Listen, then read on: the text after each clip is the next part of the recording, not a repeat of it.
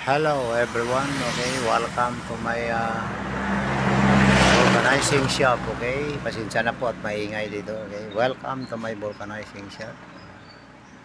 I'm only sharing this vulcanizing shop to you guys, okay, sa mga customer namin, okay, welcome po. Wala tayong customer ngayon dahil nakasarado kaninang umaga. May mga sinundo na mga at hinatid na mga estudyante guys. Kaya dito nag-video lang muna ako guys, okay. Yan po ang mga equipment natin. Ito ay tire changer guys. Tire changer. Yan po ang mga tire changer namin. Hello guys, yan po.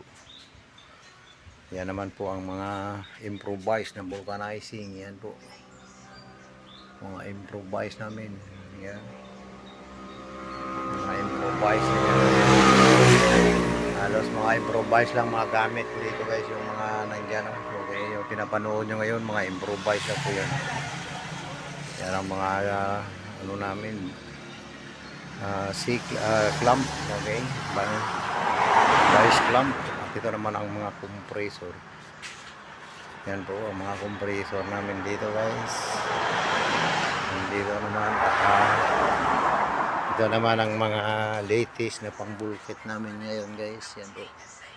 Yung nalinisan. Yan ang crocodile jack. Kailangan din yan pag magkabit ng gulong. Okay. Ito naman panglinis guys. Panglinis. Panglinis sa mga material sa mga rim. Okay. Sa mga may mga atak-atak na yung mga ring mo guys. Yan po ang nalinis namin. Yung steel brush niya po, okay. Yan po, maraming salamat sa inyong lahat guys, okay.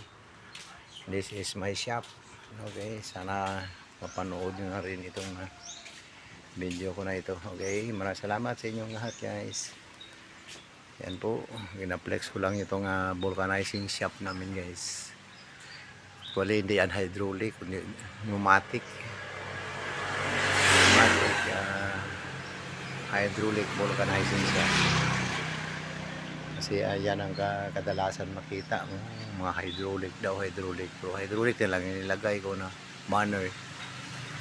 Actually ang pneumatic yan. Dahil hangin po ang nagadalagan. Okay? Maraming salamat sa inyong pagpanood guys. Thank you.